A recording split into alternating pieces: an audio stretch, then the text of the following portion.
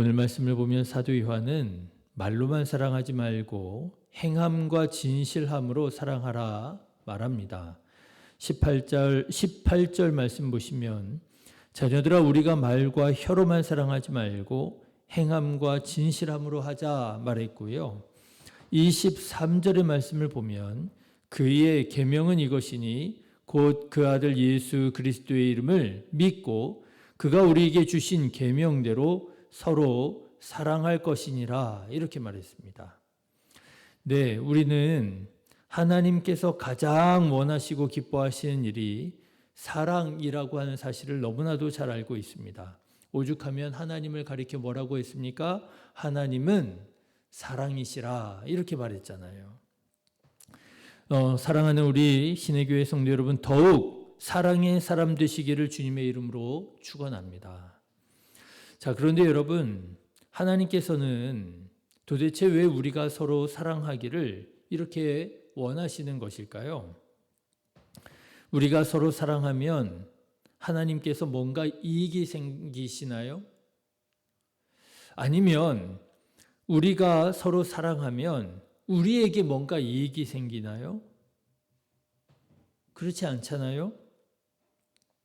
혹시 그것도 아니면 하나님께서는 우리가 다른 사람을 사랑하는 그 헌신적이고 희생적인 그 삶 자체를 원하시는 것일까요?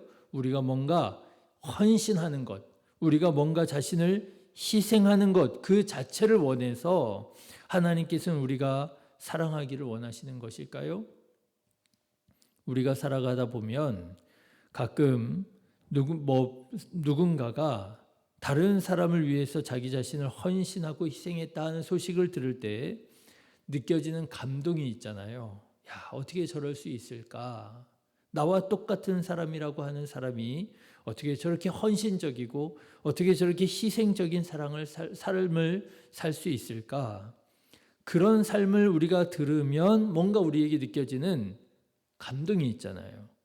하나님께서는 그런 감동을 위해서 우리가 사랑하기를 원하시는가? 물론 진정한 사랑에는 그런 감동이 있습니다.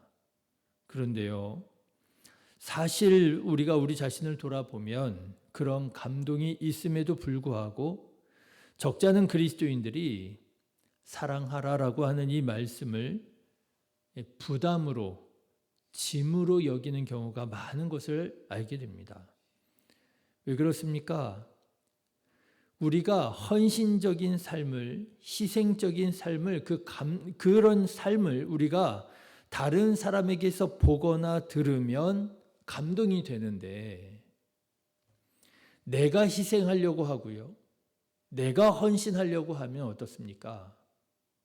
이게 감동이 되기보다는 짐이 되고 부담으로 여겨지는 경우가 많잖아요.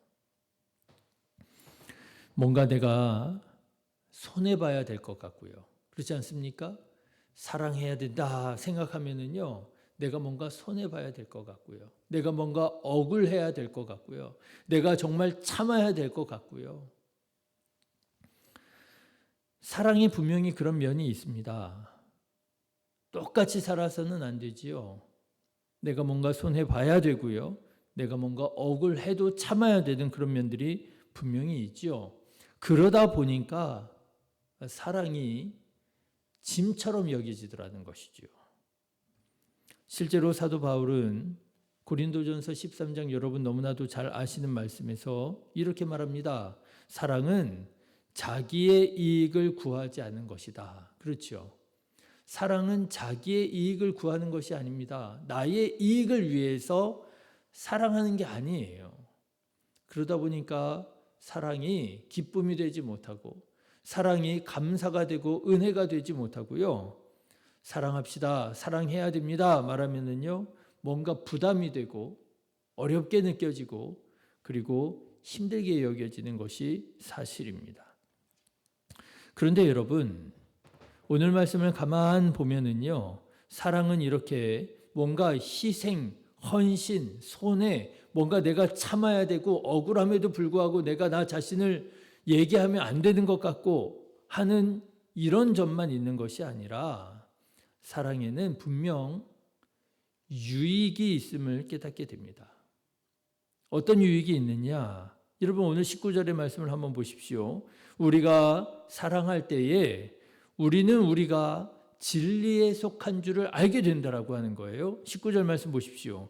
이로써 우리가 진리에 속한 줄을 알고 또 우리 마음을 주 앞에서 굳세게 한다. 언제요? 사랑할 때예요. 우리가 서로 사랑할 때에 내가 진리에 속해 있구나라고 하는 것을 비로소 깨닫게 된다라고 하는 거예요. 우리는 살아가면서 때때로 내가 제대로 지금 살아가고 있는지 궁금할 때가 있습니다.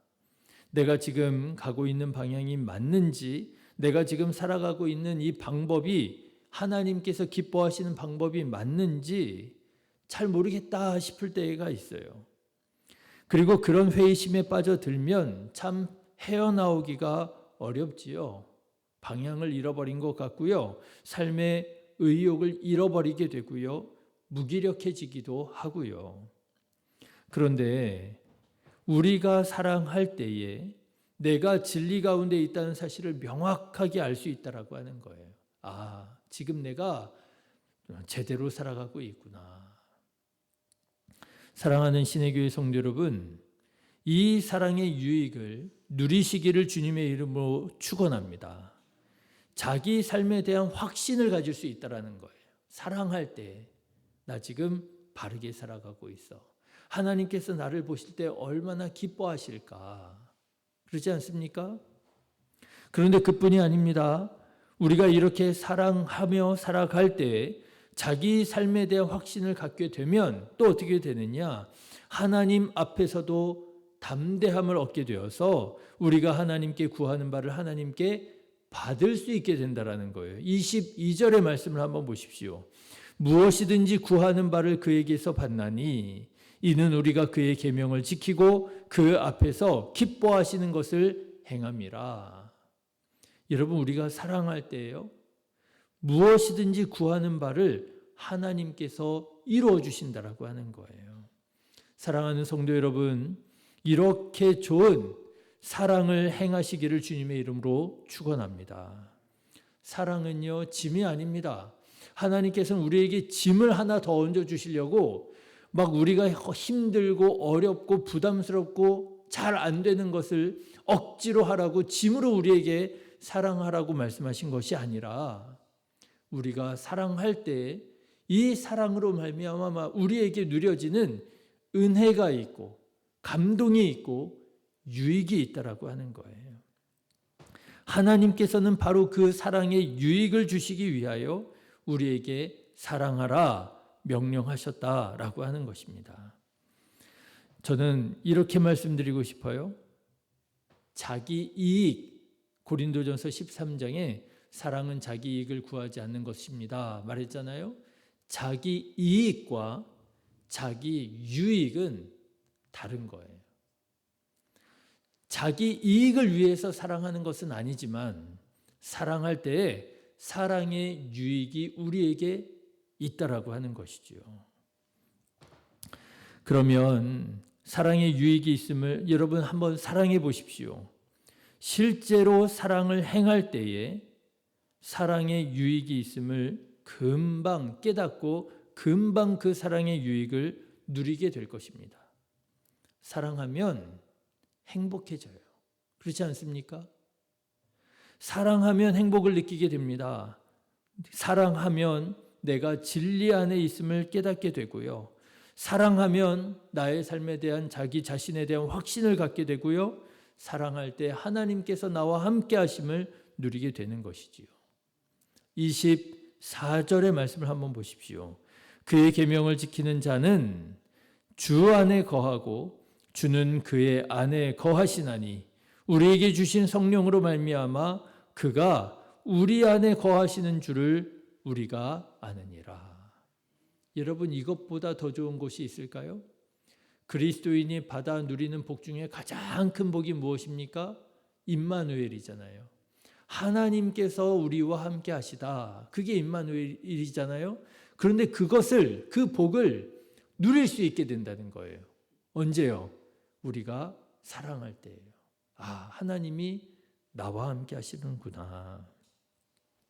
사랑하는 성도 여러분, 말로만 사랑하지 말고 행함과 진실함으로 사랑하는 저와 여러분 되시기를 주님의 이름으로 축원합니다. 정말 사랑해야 되는 거예요. 이렇게 사랑해서 하나님께서 우리에게 주시기 원하시는 그 사랑의 유익을 풍성하게 누리고, 그래서 하나님 나와 함께 하시고 내가 하나님과 함께하는 복된 삶을 살아가는 저와 여러분 되시기를 주님의 이름으로 축원합니다. 기도하겠습니다.